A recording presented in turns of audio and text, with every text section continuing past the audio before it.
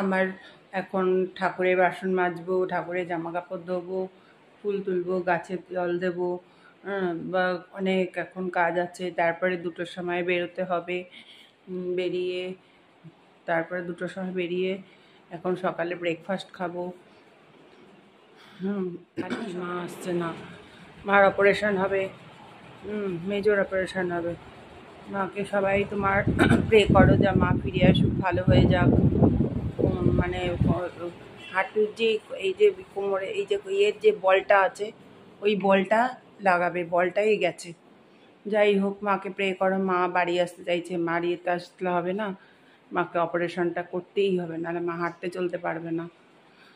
যাই হোক, এখন আমি ঠাকুরের কত কাজ আছে, ঠাকুরের বাসন মাজতে, যে ঠাকুরের পুরো বাসনগুলো মাজতে হবে। আজ কাজের লোকও আসেনি, সব কাজ করতে হবে, করে টোরে আমার আবার বেরোতে হবে।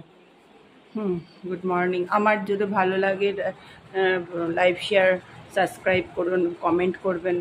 ভালো ভিডিওটা যদি ভালো লাগে।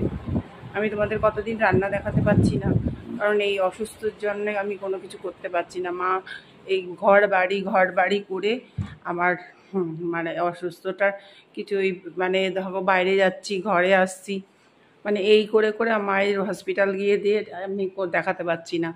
ঠিক তোমাদের টাইম মতন দেখাবো।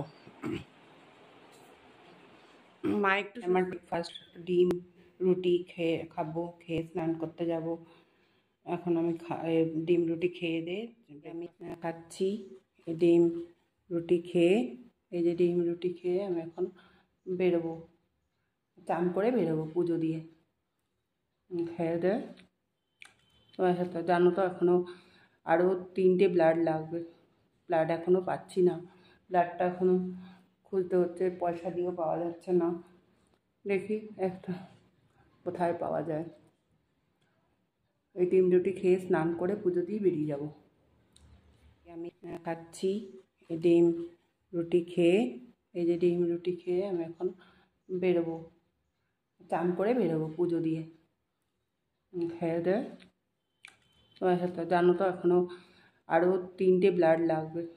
ব্লাড এখনও পাচ্ছি না, ব্লাডটা এখনও খুঁজতে হচ্ছে, পয়সা দিয়েও পাওয়া যাচ্ছে না। দেখি একটা কোথায় পাওয়া যায়। এই ডিম রুটি খেয়ে স্নান করে পুজো দিয়ে বেরিয়ে যাব। এই ঢেঁড়সটা তেল দিয়ে ভাজছি, তেল দিয়ে ভাজছি।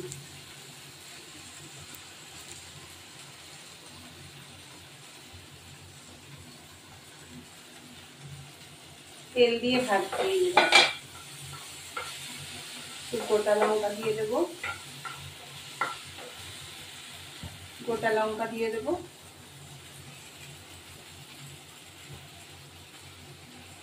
ঢেঁড়সটা তেল দিয়ে ভাজছি, পাতা গোটা লঙ্কা দিয়ে দেবো। ঢেঁড়সটা তেল দিয়ে ভাজছি। সর্ষে ঢেঁড়স হবে, আর সর্ষে পোস্ত, এই যে সর্ষে পোস্ত গরম জলে এরকম থাকবে। একটু লঙ্কা দেবো,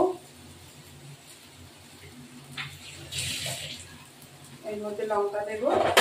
ও একটু কালো জিরে এর মধ্যে দিয়ে দিতে হবে, সামান্য একটু কালো জিরে করুন। কালো জিরে, একটু নুন,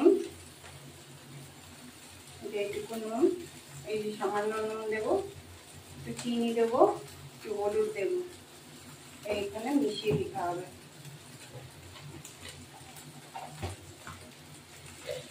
এই যে একটু চিনি, একটু মিষ্টি মিষ্টি লাগবে, ভালো দিয়ে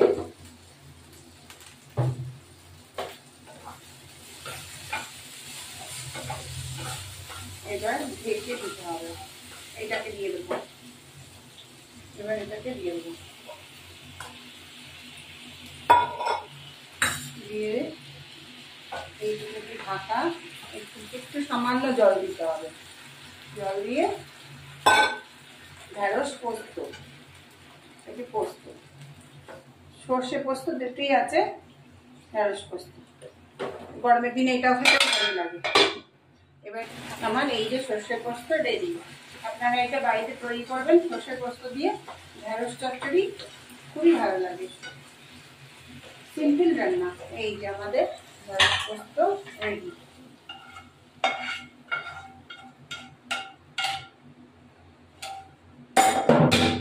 এই যে শুকনো শুকনো হবে, খেতে ভালো লাগবে। এই যে আমার ঢ্যাঁড়স পোস্ত রেডি। আপনারা এইভাবে রান্না করে দেখবেন, ভালো লাগে। ঢ্যাঁড়স পোস্ত রেডি। যে ভাত, মাংস আর হচ্ছে আলু ভাজা আর হলো ঢ্যাঁড়স চচ্চড়ি, পোস্ত আর সর্ষে দিয়ে, আর এই যে মাংস একটুখানি ছিল কালকে, আর উচ্ছে আলু ভাজা, আর একটুখানি ওই ডাঁটার তরকারি ছিল, ডাঁটার তরকারি। ওই আজকে খেয়ে দিয়ে এখন আমি মার ব্লাড আনতে যাবো। খেয়ে নিই, খেয়ে তারা আছে চলে যাচ্ছে। বাজে গুড আফটারনুন, এখন বাজে 1:30 বাজে। এই ভাত, আমার ভাত আর এই মাংস, আর এই যে ভাত এই মাংস